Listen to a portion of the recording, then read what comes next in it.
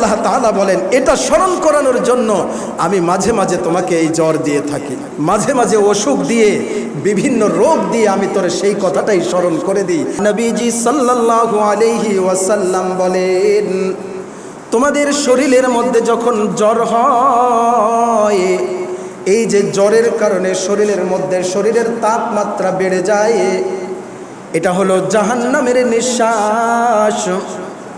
এটা কিন্তু জাহান্নামের নিঃশ্বাস। এটাকে তোমরা পানি দ্বারা প্রতিহত করো। আমরা জ্বর হইলে পানি দেই না? একটু কথা বলেন, জ্বর হইলে আমরা পানি দেই কি না? এটা কোথা থেকে এসেছে? নবী করিম সাল্লাল্লাহু আলাইহি ওয়াসাল্লাম বলেন, তোমাদের শরীরে যখন জ্বর হবে তোমরা কি করবে? মাথায় পানি দেবে।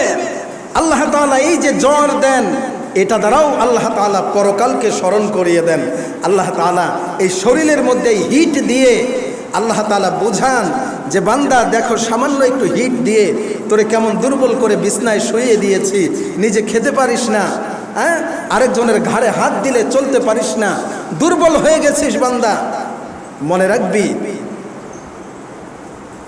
আজকে তুমি সবল, কিন্তু এমন একটা সময় তোমার জীবনে ছিল তুমি দুর্বল ছিলে। খুলিকাল ইনসানা যায়ীফা, খুলিকাল ইনসানা যায়ীফা। আমার বন্ধুগণ লক্ষ্য করেন, আল্লাহ রাব্বুল আলামিন বলেন, বান্দারে তোমার জীবনে এমন একটা সময় ছিল বান্দা এত দুর্বল ছিলা। একটা মুরগির বাচ্চা যখন মায়ের পেট থেকে বের হয় 1 ঘন্টার ভেতরে দৌড়াতে থাকে। কথা বলেন ঠিক কিনা? 1 ঘন্টার পরে যখন বাচ্চাটা দূরে খাবার খাওয়ার জন্য যায়, আর মাথার উপর দিয়ে যখন কাক তাকে আক্রমণ করার জন্য আসে, মা যখন সিগন্যাল দেয়, 1 ঘন্টা বয়সের বাচ্চাটা সিগন্যাল শোনার সাথে সাথে মায়ের ডানার ভেতরে এসে আশ্রয় গ্রহণ করে। সুবহানাল্লাহ বলেন।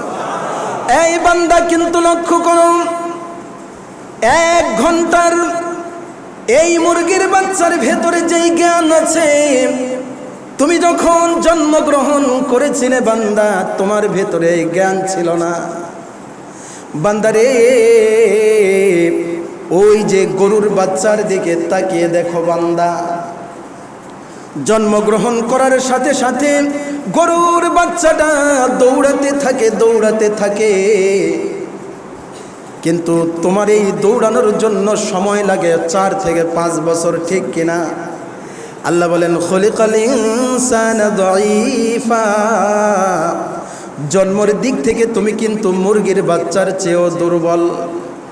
এই বান্দা, জন্মের দিক থেকে তুমি গরুর চেয়েও দুর্বল, জন্মের দিক থেকে তুমি অন্যান্য জীবজন্তুর চেয়েও দুর্বল, কিন্তু আমি আল্লাহ তোরে দুর্বল রাখি নাই।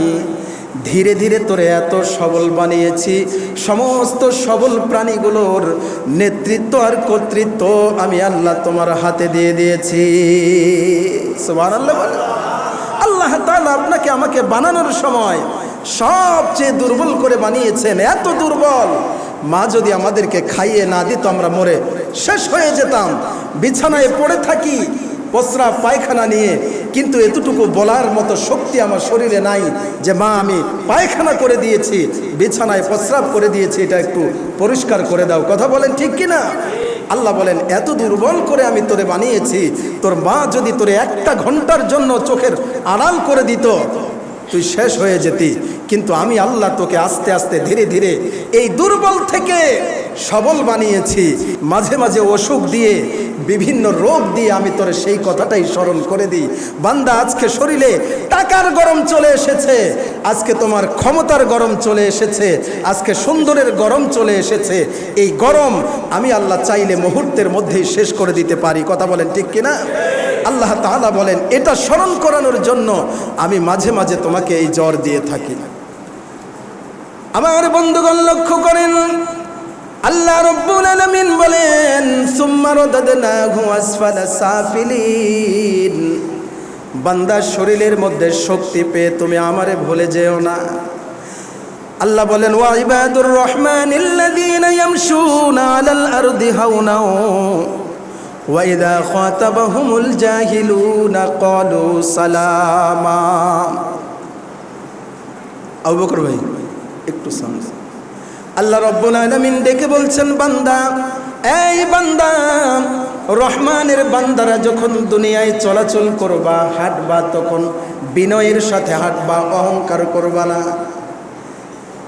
অহংকার তুমি করবা না বান্দা। অহংকার তোমারে আমি হিরো থেকে জিরো বানাতে বিন্দুমাত্র সময় লাগবে না। কথা বলেন ঠিক কিনা?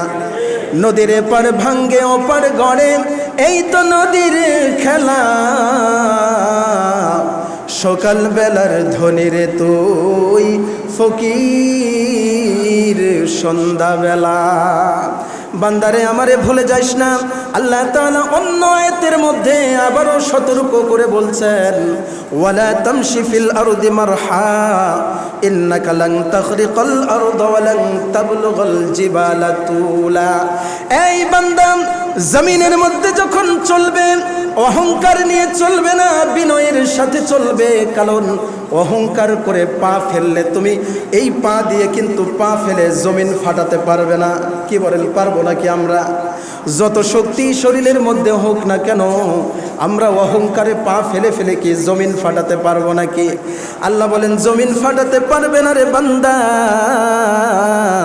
ইন্নাকা লান তাখরিকাল আরদা ওয়া লান তাবলুগাল জিবালা তুলা। আর তুমি কখনোই ওই পাহাড় পর্যন্ত পৌঁছতে পারবে না বান্দা। 3.5 হাত 3.5 হাতেই থাকবে। কিসের অহংকার তুমি করো? অথচ তুমি তাকাও, তোমার জীবনে এমন একটা নাপাক পদার্থ দিয়ে আমি তোমাকে তৈরি করেছি, যেই পদার্থের কথা মানুষ সমাজের মধ্যে আলোচনাও করতে চায় না। চিল্লায় বলেন ঠিক কিনা? এই জন্য আল্লাহ বলছেন, বান্দা অহংকার করবা না, বিনয়ী হও, জমিনের মধ্যে বিনয়ের সাথে চলো। আল্লাহ তাআলা আমাদেরকে স্মরণ করে দিচ্ছেন এই অসুখের মাধ্যমে। ওই যে ছোটবেলায় দেখো কি অবস্থায় ছিলে। আল্লাহ বলেন, সুম্মা রাদাদনাহু আসফালা সাফিলিন। ভুলে যাস না, শরীরের রক্ত গরম, টাকার গরম, অহংকারের গরম, ক্ষমতার গরম পেয়ে ভুলে যেও না বান্দা। আবার কিন্তু ওই দিনটা তোমার জীবনে আসবে। আসবে কি আসবে না? এই বান্দা, ছোটবেলায় যখন বিছানার মধ্যে শুয়েছিলেন, আবার বৃদ্ধ বয়সে শরীরের শক্তি যখন শেষ হয়ে যাবে, আমি কিন্তু আবার বিছানায় তোরে শোয়ায়া দিব। ঠিক কিনা বলেন? আল্লাহ বলেন, ছোটবেলায় যেমন দাঁত ছিল না খাওয়ার জন্য, আবার তোর মুখ থেকে একটা একটা করে দাঁত আমি তোর মুখ থেকে খুলে নেব। বান্দারে শরীরের চামড়াগুলো আবার তোমার ঢিল হয়ে যাবে, চোখের পাওয়ার কমে যাবে, শ্রবণ শক্তি কমে যাবে, দৃষ্টি শক্তি কমে যাবে। বান্দারে ছোটবেলায় যখন বিছানায় পায়খানা করতে, প্রস্রাব করতে, মা দৌড়ে এসে তোমার সেই পায়খানাগুলো পরিষ্কার করে দিত।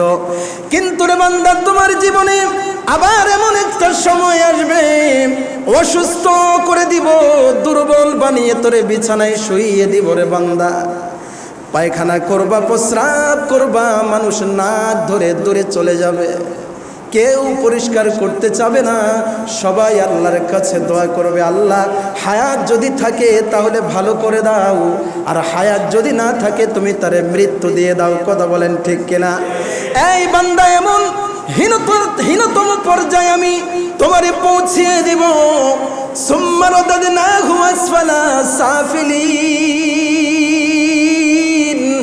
আল্লাহ বলে, বান্দারে এমন একটা পর্যায়ে তুমি পৌঁছে যাবা, আবার তোমার খিদা লাগবে, বলতেও পারবা না।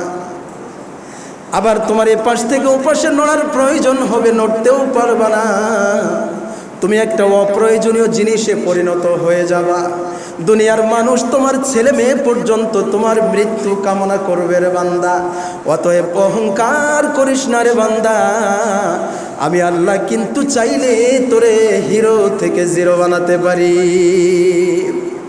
আল্লাহ রাব্বুল আলামিন এরপরে আয়াতে বলছেন, ইল্লাল্লাযীনা আমানু ওয়া আমিলুস সালিহাত ফালাহুম আজরুন গায়রু মামনুন।